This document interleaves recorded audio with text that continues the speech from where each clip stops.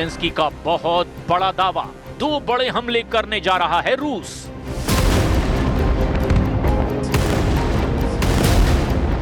शुरुआत हम करने जा रहे हैं यूक्रेन से, जहां पर रूसी हमलों से भयंकर तांडव मचा हुआ है। दावा किया जा रहा है कि अभी रूस जो हमले कर रहा है वो तो सिर्फ ट्रेलर हैं, पिक्चर आना अभी बाकी है।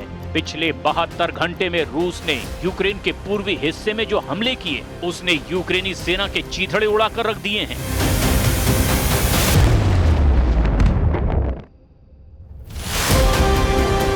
रूस की सरकारी समाचार एजेंसी TASS ने रक्षा मंत्रालय के हवाले से बताया कि पिछले दिनों अग्रिम मोर्चे पर लड़ाई के दौरान यूक्रेनी सेना के 1,500 से ज्यादा सैनिक मारे गए। हालांकि यूक्रेन ने इस दावे की पुष्टि नहीं की है। यूक्रेनी सशस्त्र बलों के जनरल स्टाफ ने इतना जरूर माना कि पिछले दिनों रूस ने अनुमानित 1020 सैनिकों के साथ साथ 360 मानव रहित हवाई वाहनों और 36 तोपखानों प्रणालियों को भी खो दिया है। कुछ रिपोर्ट में दावा किया गया कि रूस ने यूक्रेन के कीव और पोल्टावा शहरों पर ड्रोन हमले किए हैं। इन हमलों में कई लोग घायल हुए हैं और एक गैस स्टेशन को भी काफी नुकसान हुआ है। इधर यूक्रेनी राष्ट्रपति व्लादिमीर ज़ेलेंस्की ने कहा कि रूस ने सितंबर में अब तक यूक्रेन के खिलाफ 3,500 से ज्यादा ड्रोन और लगभग 190 मिसाइलें दागी है। ज़ेलेंस्की ने रूस के इन हमलों को हवाई आतंकवादी अभियान बताया, जबकि दूसरी तरफ रूस ने दावा किया कि उसने पिछले 24 घंटे में 357 यूक्रेनी ड्रोनों को ब्लैक सी के ऊपर मार गिराया है। इस बीच रूसी सेना प्रमुख ने युद्धग्रस्त क्षेत्र में जवानों से मुलाकात की और डोनेट्स्क पर कब्जे के लिए सैनिकों को सम्मानित किया। इधर यूक्रेनी राष्ट्रपति व्लादिमीर ज़ेलेंस्की ने सोशल मीडिया प्लेटफॉर्म X पर लिखा कि हालांकि रूस ने इस साल सुमोय, नोवोपावलिवका, प्रोक्रोवास्क और जापोरिजिया में आक्रामक तैयारी की थी, लेकिन रूस ने इतने ज्यादा सैनिक खो दिए हैं कि अभी तक उसके पास बड़े पैमाने पर आक्रामक कार्रवाई करने की ताकत तक नहीं बची। Войска в зоне специальной военной операции наступают практически на всех направлениях.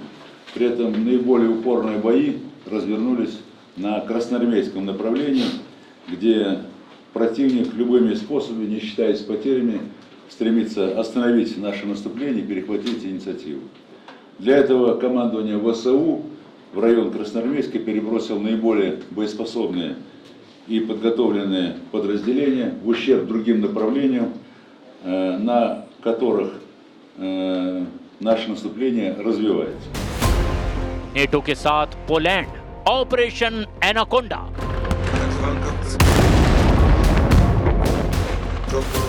इधर कुछ खबरों में दावा किया गया कि पोलैंड ने यूक्रेन पर हो रहे रूस के भयानक हमलों को देखते हुए एक बड़ा सैन्य मिशन शुरू किया है, जिसे एनाकोंडा डिफेंडर 25 नाम दिया गया है। जानकारी के मुताबिक एनाकोंडा डिफेंडर 25 नाम के इस अभ्यास को इस साल की शुरुआत में रूस और बेलारूस के संयुक्त सैन्य अभ्यासों की सीधी प्रतिक्रिया के रूप में देखा जा रहा है। 1 सितंबर से शुरू हुए इस बड़े पैमाने के अभियान में नेटो सहयोगियों के साथ पोलिश सेना के 3,000 से ज्यादा सैनिक शामिल हैं। आधिकारिक रिपोर्ट के मुताबिक इस अभ्यास में टैंक, बख्तरबंद वाहन, विमान जैसे 600 से ज्यादा भारी सैन्य उपकरणों की तैनाती शामिल की गई है। विश्लेषकों का मानना है कि यह अभ्यास एक शक्ति प्रदर्शन है और ये सब रूस को दिखाया जा रहा है। रूसी सरकारी मीडिया ने पहले ही इस कदम की आलोचना करते हुए इसे उकसावे वाला कदम बताया है। लगातार बढ़ते तनाव के साथ पोलैंड का एनाकोंडा डिफेंडर 25 पूर्वी यूरोप में सैन्य संतुलन को आकार देने में एक महत्वपूर्ण घटना बनती जा रही है। हालांकि रूस ने पोलैंड और यूक्रेन में नेटो सेना के घुसपैठ पर बेहद गंभीर नतीजे भुगतने की चेतावनी दी है। Если какая-то часть Украины будет территорией, где размещаются так называемые миротворцы, и будут для этой части Украины, бывшей Украины, для этой территории действовать гарантии безопасности Запада, заточенные против Российской Федерации. रूस के हाथों यूक्रेन की तबाही और बर्बादी देखने के बाद से यूरोपीय और नेटो देशों के सामने सिर्फ एक ही रास्ता बचा है, या तो रूस से सीधी जंग करो या फिर अपनी जान बचाकर भागो। पेरिस, लंदन और ब्रसेल्स में नेटो और यूरोपियन यूनियन की मीटिंग में यह बिल्कुल साफ हो चुका है कि यूरोपीय देश किसी भी कीमत पर पुतिन और ट्रंप की डील को नहीं मानने वाले। हालात ये हैं कि अब पोलैंड तीसरे विश्व युद्ध का पहला हेडक्वार्टर बन गया है। रूस के खिलाफ बारूदी मोर्चा खोल दिया गया है। जो दावे किए जा रहे हैं उसके मुताबिक पोलैंड के राष्ट्रपति करोल की इस वक्त हवाइयां उड़ी हुई हैं। रूस ने यूक्रेन के साथ साथ पोलैंड में भी मोर्चा खोल दिया है। इस वक्त पोलैंड के लाखों सैनिक, सैकड़ों फाइटर जेट, टैंक, तोप और मिसाइल सिस्टम फुल एक्टिव हैं।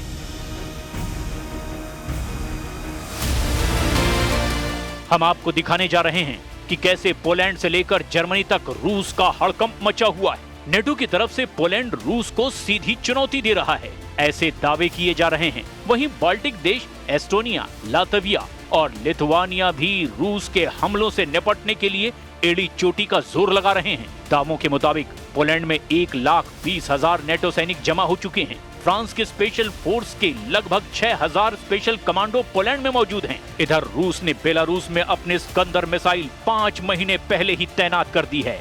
खबर ये है कि अगर पोलैंड की तरफ से रूस पर हमला होगा तो बेलारूस की तरफ से यूक्रेन पर रूस और बेलारूस की सेना मिलकर बड़ा हमला कर देगी। नेटो की इस चाल पर ट्रंप की मुहर नहीं लगी है, ऐसा दावा किया जा रहा है।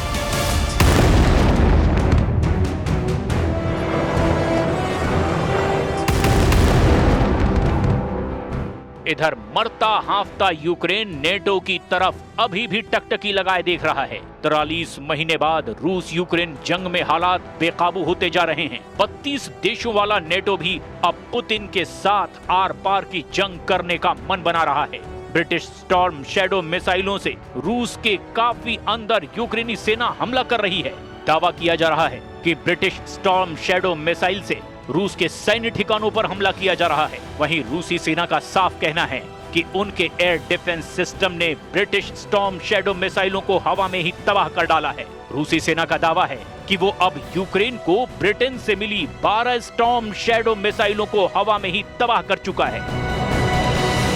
Европа явно пытается достаточно беспардонно отвоевать себе место за столом переговоров, хотя с позицией, которую она исповедует, с позицией реваншизма, нанесения России стратегического поражения, за столом переговоров, конечно, делать нечего.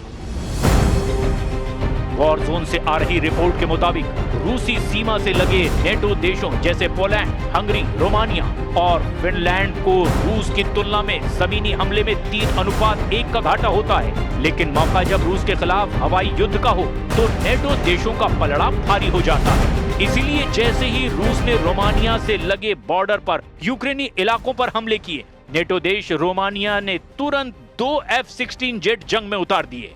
रूस ने रोमानियाई सीमा के बगल में ही डेन्यूब नदी पर एक यूक्रेनी शहर इज़मेल में बंदरगाह पर भीषण मिसाइल, जेट और ड्रोन से हमले किए, जिसके बाद से नेटो देश रोमानिया में हड़कंप मच गया है। कुल मिलाकर ये तय हो चुका है कि रूस यूक्रेन के साथ साथ पोलैंड से भी खुलकर जंग करने जा रहा है। इसीलिए 2 हफ्ते के अंदर ही यूक्रेन पर 2 बड़े हमले करके उसे तबाह कर देना चाहता है और बेलारूस की तरफ से पोलैंड पर भी हमला करना चाहता है।